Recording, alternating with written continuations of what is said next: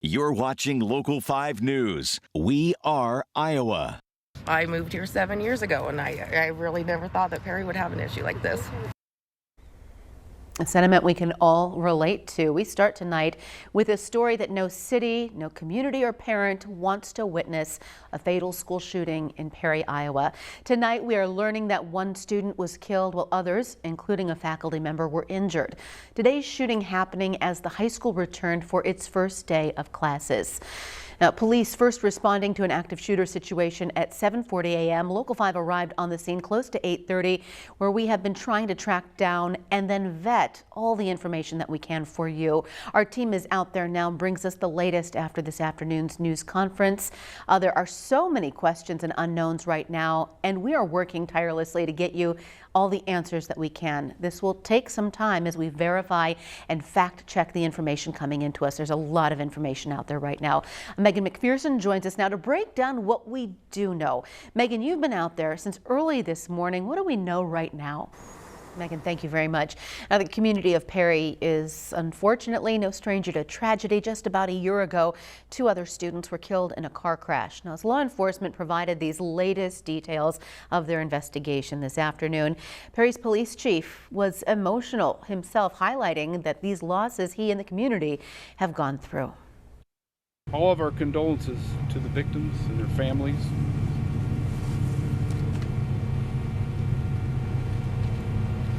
They need your thoughts and prayers, as well as time and space to process and to grieve.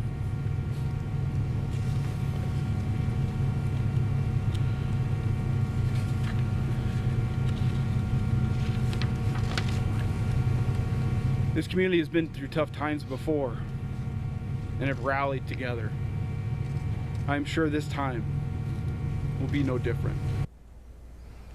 As this community grieves, a lot of questions remain unanswered, namely why Dylan Butler may have opened fire on school personnel and students this morning. And investigators tell us they're trying to find out why.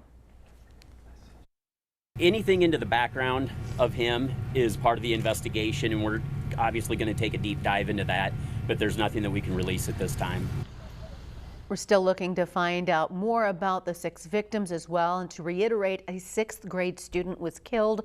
5 others were hurt. The only name we have comes from ABC News. The principal, Dan Marburger, is one of those injured. ABC News also reports Dylan Butler died by a self-inflicted gunshot wound. Governor Kim Reynolds also spoke at today's press conference, where she extended her sympathies to those impacted and thanked law enforcement who responded. Here's what she had to say. Take a listen. Our hearts are heavy today, and our prayers are with the Perry community.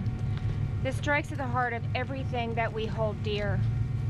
This senseless tragedy has shaken our entire state to the core, and I want this community to know that every Iowan stands with you.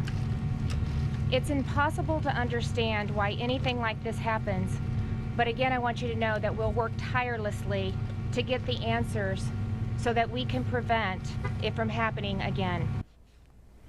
Reynolds also ordering that all flags in Iowa will be lowered to half-staff immediately. The order saying all flags will remain there at half-staff until sunset this Sunday. This action as a show of support to those in Perry. The governor also sharing that there are multiple offices assisting the investigation, including Iowa State Patrol, Iowa DCI, the ATF, and the FBI from the Omaha Des Moines office. And the organizations working as investigators, again, still search for that motive. Meanwhile, members of the community are trying to process today's tragedy. Because it's really traumatizing. I'm like shaking. Like once I heard it was actually like that, once I saw that picture, I started shaking because I was like, that could have been me. I could have been one of those victims in that time. And as investigators continue to work to figure out what exactly led up to the shooting, a community is grieving. Larissa Leone joins us now from Perry. Larissa, I know that you have been out there all day. You have been talking to people who were right there when this happened. You're hearing from people in the community. What's it like out there tonight? Stephanie, the word tragedy doesn't even begin to describe the situation here in Perry. And it's such a powerful account from that young man, Larissa. Thank you for sharing that with us tonight. We're continuing to hear more and more from those impacted by today's shooting. This morning, a mother sharing her thoughts after hearing her kids were safe. It was a text message this morning from my daughter, and it was absolutely horrifying. Like, that's one of the worst moments of my entire life, but the best phone call I got was saying that they were okay. I'm glad that they're okay. We just keep hearing more stories from inside the high school. Another student shares the moment she heard gunshots inside her school. It's quiet, and then you hear 3 shots, and then the fire alarm. Not the active shooter alarm, the fire alarm. They pull all of us into the 3 different counseling offices. We barricade the door, and all I hear is get ready to throw things. And I run, and you can just see glass everywhere. Blood on the floor. I get to my car, and they're taking a girl out of the auditorium who had been shot in her leg.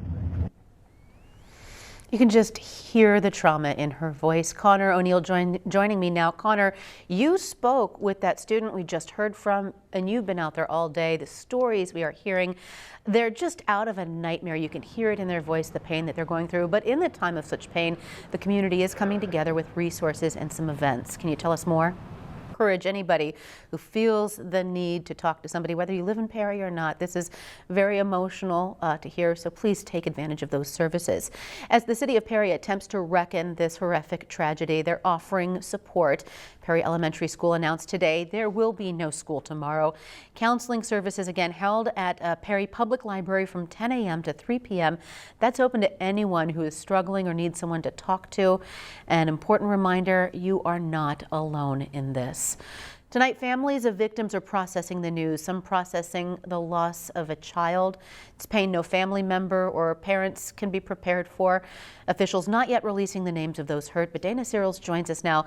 Dana, absolutely no words to describe what families are going through, but you have been out there, you've been in the community. What have the people that have been affected by this been telling you? Stephanie, it's really tragic. I started this morning at the hospital. Now we're keeping following this, and we'll keep you updated with the conditions as we learn more. Stephanie?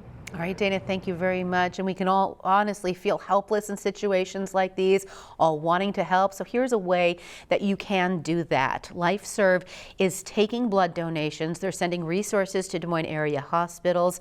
If you're looking to donate blood, you have 2 options. We spoke to a representative from LifeServe who stressed the importance of donations. So you can schedule an appointment, or you can just walk into any LifeServe blood donation location. The need is great. I mean, I don't know how else to summarize it. And I think that people just need to be mindful that the need is always there. And in cases like this, we have to have blood on the shelf to respond appropriately. We will continue to bring updates as we receive them in this developing story. We do have all the latest information on weareiowa.com, including an article in Spanish breaking down what we know at this time. It will be right there on our homepage. And as we continue to cover this event, you may have questions, you may have things you want to tell us. Local 5 is on your side as we continue to get you some answers. So text us your questions at the number that you see on your screen, which is 515-457-1026. 5518, check-in code 4. 5518, check-in code 4. 5518, check-in code 4. There is no answer from 5518. Algonah Police Officer Kevin Cram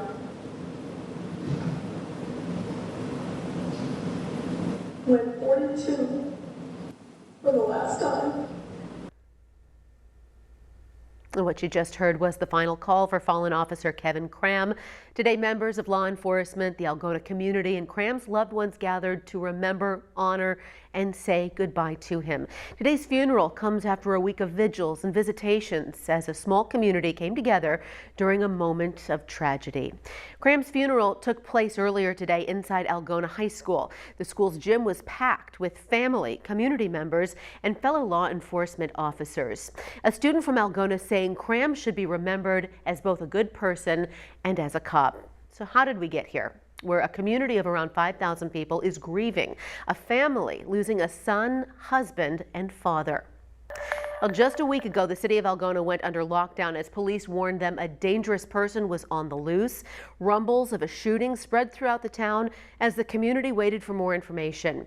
That night, 33-year-old Officer Cram was serving an arrest warrant for 43-year-old Kyle Lou Ricky. When Cram attempted to make an arrest, Ricky shot him.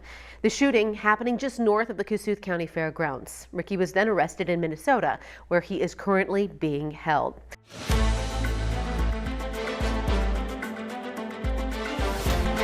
And just to remind you, the Associated Press is projecting that former President Donald Trump is the winner of the Iowa caucuses. These are projected results. They're not the official results yet. In fact, we are still waiting on about 5% of the vote. But the latest numbers that we have show, here we go, Donald Trump with 51% of the vote. Interesting here, look at 2 and 3, Ron DeSantis and Nikki Haley. They're pretty close right there. So we've been saying this is a fight for second place, and it's still playing out. So we'll keep an eye on those numbers. We're going to head out to the Iowa Event Center, where Chinooher is covering the Trump camp for an update on what we're hearing out of that camp. But we know former President Trump just gave a speech, has a very energetic audience with him tonight. A lot of happy people in that room. Yeah, the Donald Trump watch party was full of energy. Everyone's excited. Megan, they were electrifying as they welcomed Trump to the stage. All eyes have been on Iowa all day, and most eyes have been on former President Donald Trump. Reporting in Des Moines, Megan McPherson, Local 5 News. A lot packed into that speech. All right, Megan, thank you. February is Teen Dating Violence Awareness Month. Coming up, we're joined by an advocate who's going to walk us through warning signs in toxic and violent relationships. It is an important conversation you don't want to miss, and there's an art project you can get involved in. Keep it right here. This is a very upsetting statistic. 1 in 12 U.S. high school students experience domestic abuse while in a romantic relationship. This month, advocates and organizations are coming together to bring awareness to this topic. We are joined by Lindsay Pingle, Director of Community Engagement.